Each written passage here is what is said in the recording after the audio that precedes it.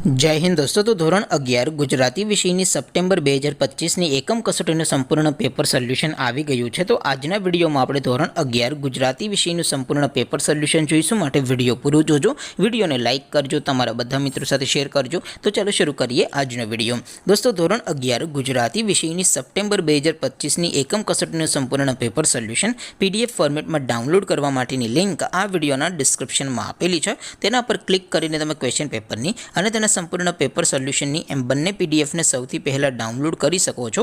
અથવા તો દોસ્તો પેપર સોલ્યુશનની પીડીએફ ડાઉનલોડ કરવા માટે તમારે ગૂગલ ઉપર સર્ચ કરવાનું છે www.mygkguru.in।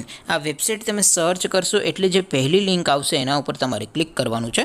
જેવું ક્લિક કરશો એટલે સોલ્યુશન માટેની mygkguru.in આ વેબસાઇટ ઓપન થઈ જશે।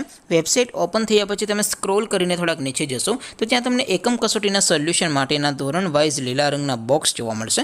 દોસ્તો અહીંથી તમે કોઈ પણ ધોરણની બધા જ વિષયોની એકમ કસોટીના ક્વેશ્ચન પેપર અને તેના સંપૂર્ણ પેપર સોલ્યુશનની પીડીએફને સૌથી પહેલાં ડાઉનલોડ કરી શકો છો।